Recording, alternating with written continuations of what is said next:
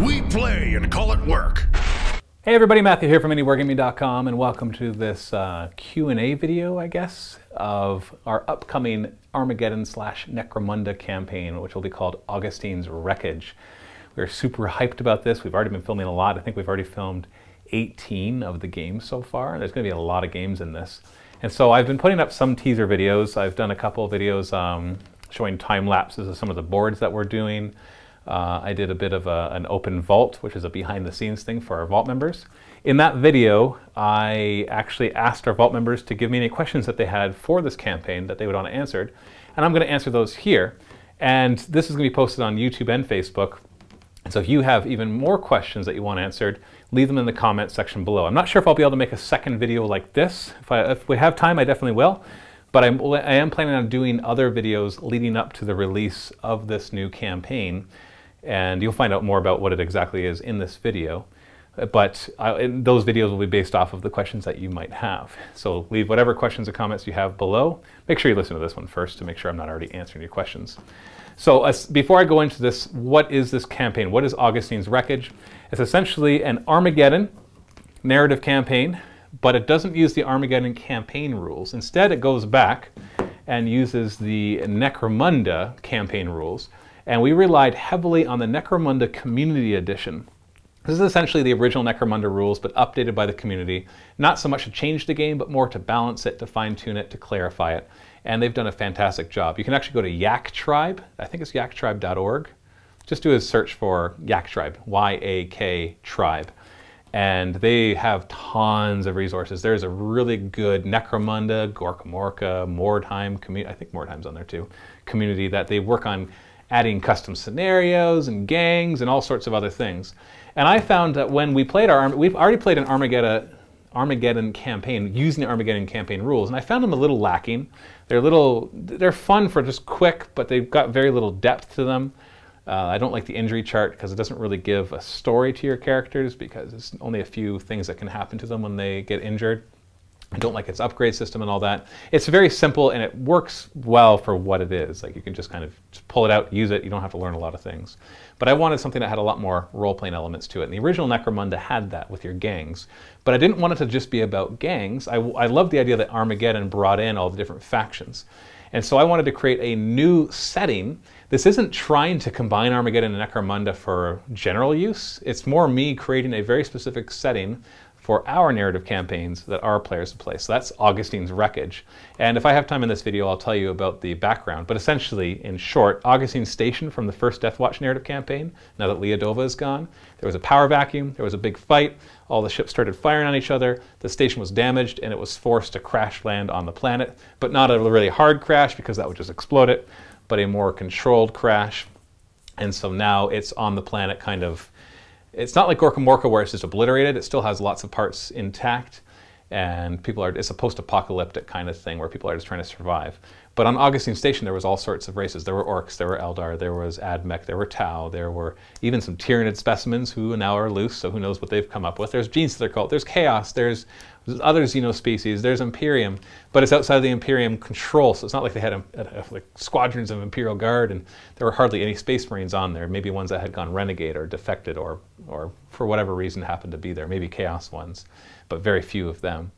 And so I wanted to create a setting that was cool like that. And we ended up getting 8 players involved in this, pretty much all of our content producers plus Lee, because Lee is, he's used to play Necromunda and he loved it, so he wanted to get in on this. So we have, and I custom made 8 factions specifically to what those 8 people wanted. So as I talk about it all, remember this is not my attempt to fix Armageddon or fix Necromunda. This is more me just taking these rules and applying it to a really cool setting that we've come up with to do this campaign. And so the campaign is going to play a lot like the original Necromunda, where you just kind of play all these games of a bunch of different scenarios using the Necromunda Community Edition scenarios. And then everybody, their gangs or kill teams or war bands, whatever you want to call them, they level up and guys die and guys come and get recruited. They find equipment at the markets and they work their territories, and it's really, really neat that way. So if you're familiar with Necromunda, this will be very familiar to you. I also borrowed heavily from Inquizimunda, another community effort.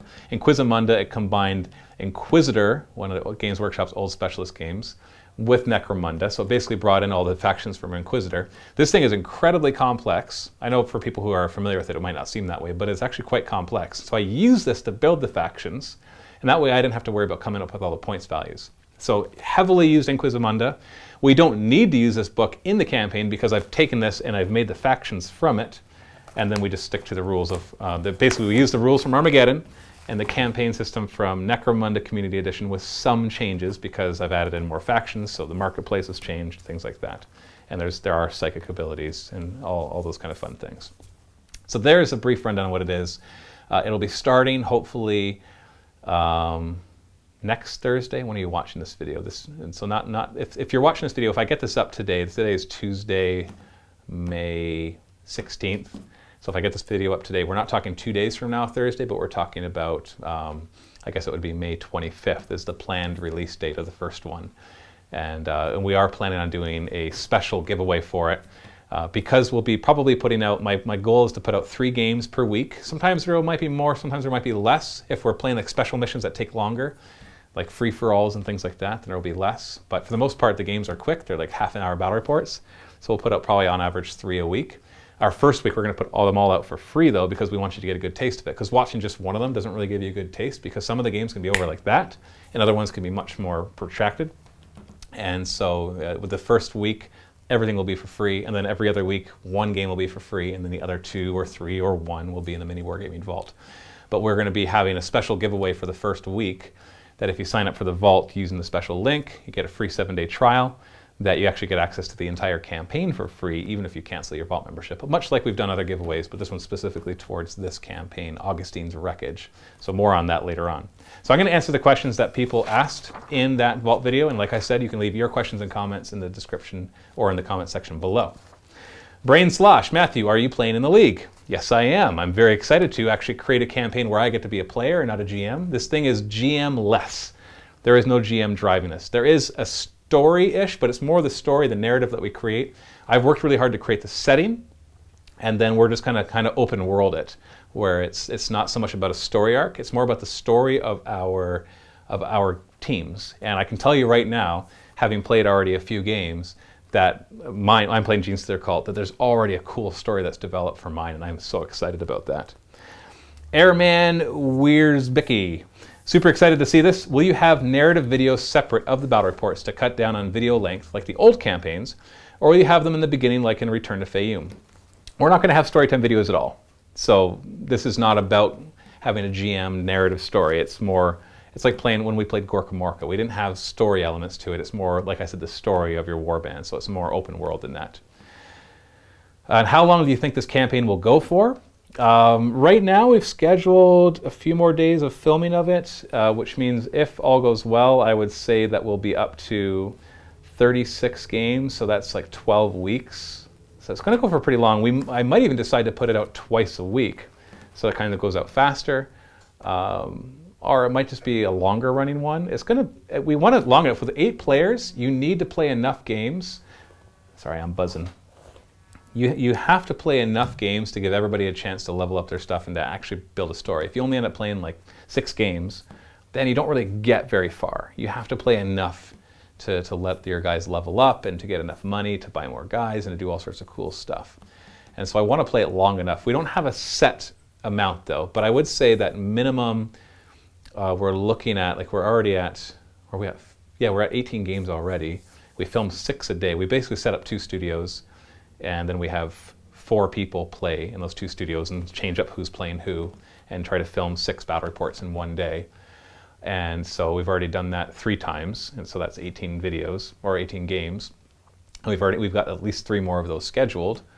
I would say you might even be looking at more like 15 weeks of how long this will go on for. So when you get this, if you get the free giveaway, the one I'm talking about, you're talking about this nice long running series and getting to watch everybody's campaign or everybody's teams go. If we had less teams, like 4 teams, then it wouldn't go for nearly as long because you wouldn't need to for you to get enough games in. But with 8 people, you need a lot more.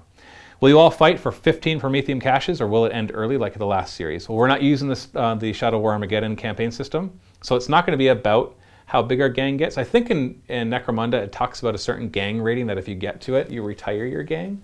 I can't remember what that is, but you know, maybe if that happens, we'll stop. And this is still Airman Weir's Bicky. I also hope to see Deathwatch and Scouts maybe. No, they're actually not one of the factions because we wanted to make it more low-key, like more human. Although there are AdMech, there are Tau, there are Gene Stealers, or Gene Stealer Cult, it's not Gene Stealers. There are all these different ones that are not all, and Orcs, but it's still like that kind of lower scale, not like superhero kind of thing. There are Space Marines, like Lee is playing pretty much a typical Necromunda gang, except that there's a couple extras. One of the things is one of his heavies can be a Chaos Space Marine, or sorry, just a Space Marine heavy, or he can have a Space Marine as a leader, but he can only have one Space Marine in there. Same thing with Dave, he's playing Chaos Cult. He can have either a Chaos Space Marine Sorcerer be his leader, or one of his heavies can be a Chaos Space Marine. I think those are the only two that can bring Space Marines. But there's Ogrins, and there's all sorts of fun stuff in this. Gasparos, will you give all players and what they play? Sure. Okay, so there's me playing Gene Stealer Cult. Dave is playing Chaos Cult with a really cool backstory. We've got Lee playing his Necromunda gang. We've got, hopefully I get through everybody. Josh is playing the Grot Revolution. If you're familiar with Gorka Morka, then the Grot Revolutionary Council will sound familiar. It's basically a Grot uprising that they don't want to be treated as slaves anymore. And they convinced the dumb Ogrins to join them. So he's actually playing, the idea was from his Blood Bowl team. He played the Ogre Blood Bowl team, which is Ogres and Gretchen. But in this case, it's not the Ogres in charge, it's the Grots are in charge, and the Ogrins are just his specialists, basically. So he can bring lots of Ogrins, whereas most of their teams are limited to one, if they can bring them at all. So he's got lots of Grots and then a few really big Ogrins kind of barreling around the field. We got Quirk playing an Inquisition team, so there's like a leftover interrogator there who maybe was investigating something when the whole thing went down. We've got Luca playing AdMech, so it's like this exploratory group that were looking for artifacts because there was a lot of them on the station, and now they're stuck there. We've got Steve playing his Orc Pirates, which is kind of fun. And did I miss anybody? So Steve, Quirk, Josh, Lee, me, Dave. Colin is playing Tau, and then Luca is playing AdMech. So Colin is playing Tau. So just Fire Warriors and some Kroots and some Kroot Hounds and things like that. So it's a lot of fun. And Deathwatch will not be one of them, I'm sorry. It's hard to balance it because the thing in Armageddon, they bring in these other factions like Harlequins or Space Marines, and those ones are like 3 to 5 guys. Well, I know the Space Marines can have more. But a lot of these are 3 to 5 guys. Well, 3 to 5 guys doesn't really work in the campaign system of Necromunda because you need workers to work. I know it could work because then you have less guys and so your income would be higher. But it's just, I was trying to get everybody to have, on average, the same access to the same size. So and I found out most people are that. Some, they're all the sizes are ranged from like 8 to like 14 guys to start. So it's a good group. It's not, none of them are like really super elite, and none of them are super spammy, even though they could have been. Hadoxer, sounds and looks amazing, can't wait. My question, will you do a full video about all the added and changed rules and why you chose them? I will be posting the 30-page document that I created that has all the factions in it and the change to the marketplace and a couple other changes as well. But in short, I'm using the Armageddon rules with the Necromunda campaign system and scenarios and skills and upgrade table and serious injury table. So it's mainly I'm using this one. But there are a couple things that Armageddon changed. But you could pretty much get away with this one. But there's also some rules in here that I'm not using. So if you use the Armageddon rules, the Necromunda campaign structure, that's everything about it.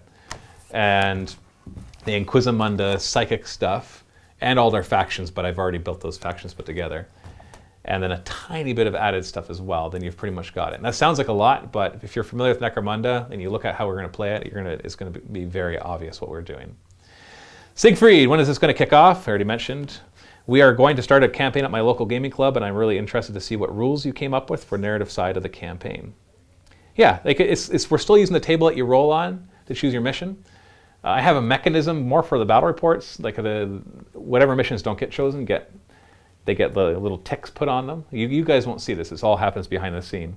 And if you choose one that has ticks on it, you get bonus experience. So it's basically like if a mission never gets chosen, eventually it's going to have so many ticks on it that somebody's going to choose it and be like, yeah, I want that bonus 6 experience per guy because nobody's chosen this mission for who knows how long. So it'll encourage the players to play a variety of missions. That's more for your benefit, because really if we were just playing this amongst ourselves, we'll just play whatever we want. We want to give you a nice variety of terrain, a nice variety of missions, a nice variety of teams. So that is a mechanism right there. But other than that, we're just using that 2d6 system where it's like, you look at your gang ratings, the lower gang rating rolls a 2d6. On a 7+, they get to choose the mission. On a 2 through 4, the higher gang rating gets to choose a mission. On a 5 or 6, I changed it so it's 5 or 6 is a random mission, not gang fight.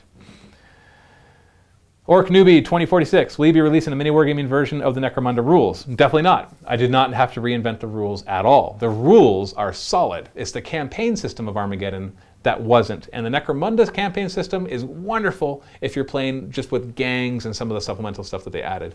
But it doesn't really have allowances for Tau and AdMech and all these other weird things. Like it does, and that's how I've just kind of added them into that. Magnet Raffle, or rolls on floor laughing. So excited. Will you be using the more detailed advancement tables like in Necromunda? Yes. Custom ones, I guess, right? No? Okay. I already answered that. So yeah, just like the ones in Necromunda. Relogos, will you make an in-world map with territories marked? No, I want to keep it more abstract. Lee is actually working on a cool diorama piece to show you what the Augustine's Wreckage looks like on the planet. But other than that, I'm purposely leaving things more abstract so as to not narrow what it is that we can possibly do. Will there be any 4 or 6 or 8 player free-for-all bouts? I hope so. We haven't done any yet. We've been sticking to the 1v1 thing because that's been a lot of fun. But I can see us possibly doing some special missions like that. Will there be narrative scenarios or only Armageddon/Necromunda scenarios? Right now, we're using the scenarios from Necromunda Community Edition, which are a lot like the Armageddon ones, but then there's a few extras added on, and there's a few slight nuance differences to these. Will there be demons and or harlequins present? Harlequins, no. Demons, not yet. Nobody has them in their warbands. They might be in a custom mission or something. Yumlahale, Matt, since when do you have so many gray hairs? Well, I've got 4 kids, so it's only going to get grayer. Serbatron, I'd love to see Armageddon Necromunda become a regular report, even if that meant cutting one of the 40K reports each week. Well, we have no plans in cutting 40K reports at all, especially because 8th edition is coming out soon. And because of 8th edition, Horus Heresy is going to become like a very separate game. Whereas right now it's kind of the same game, but kind of not. It's going to become very different. So we're going to have to kind of find out how we're going to cover that. So trying to cut more 40K when we're going to really be wanting to cover 8th edition, that's not going to happen. So this is going to be in addition to all our normal content. So it's going to be at a minimum Thursday content. It might take over one of the narrative campaigns while we're doing a lot of 8th edition stuff. So once Dave's next narrative campaign is done, which comes out tomorrow, which is pretty exciting. There might not be another one right after it. We might have just this fill in for that, just to give us time to really cover 8th edition and do all that. But who knows? Who knows? So that's all I'm going to talk about in this video. I'm hoping, my goal, if I have time, is to make a Meet the Warbands video series where we'll show off a couple warbands per video or 1 per video, where we'll talk about the backstory. I want to make a video that tells the backstory of Augustine's Wreckage and how it came to be Augustine's Wreckage. All this leading up to it, just to give as much flavor as I can to this because I'm so excited to play it. So leave your questions in the comment section below. Thanks so much for watching, and happy wargaming.